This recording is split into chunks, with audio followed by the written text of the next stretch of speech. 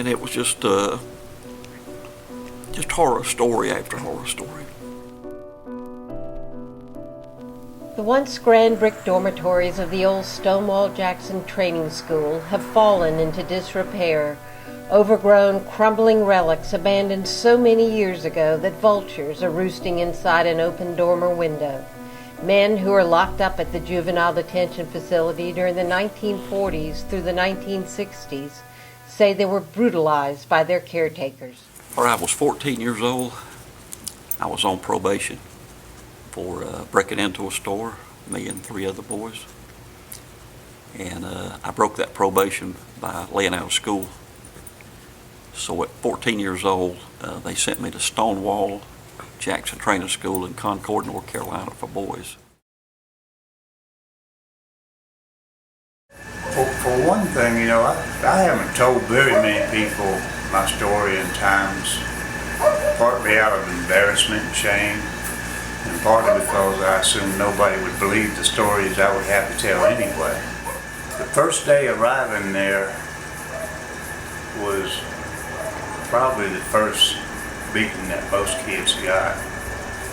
So he lined them all up and took a great big paddle and gave every one of them several licks on the rump, and that was their payday. There were so many reasons for them to beat you. Whether if you smiled and they thought you were smiling at something that wasn't funny, that would get you beat.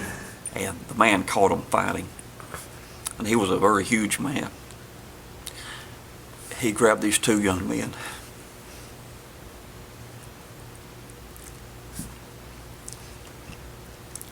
Yeah, excuse me.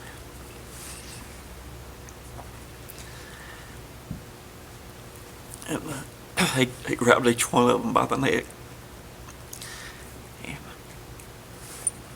And he ran their heads together, just like 2 cantaloupes popping. Just pow. Several times, and it sounded horrible. And about that time, his fist hit me in the mouth, and I lost one of my front teeth, and slammed up against the wall on the other side of the room. And he pushed me back and forth into a counter over and over and over. And then he got up, took his hands, and he beat me all around the head and the neck. That would be one of the things he would do, would be line the boys up as they come out of the shower naked, and you would actually have to hold your penis out while he took that same rubber strap and slap down on you.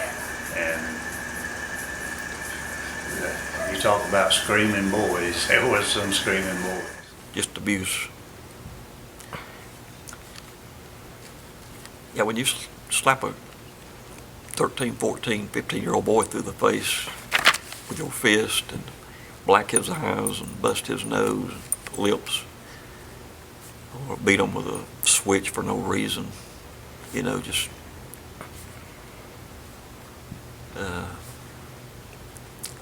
rub their nose and urine and stuff like that. That's sadistic. I guess you would call them masochists. And the state of North Carolina paid them to do all this, to actually be so brutal and sexual abusers of young boys 10, 11 years old. That's a child coming up against a monster. Guys come out there and told their parents about it. And I guess people thought that's the way it's supposed to be. That's the way all us guys, we thought, well, this is the way it's supposed to be. They're here to punish us for our crime. And years later, as we, like myself, I grew older, I realized they crossed the line.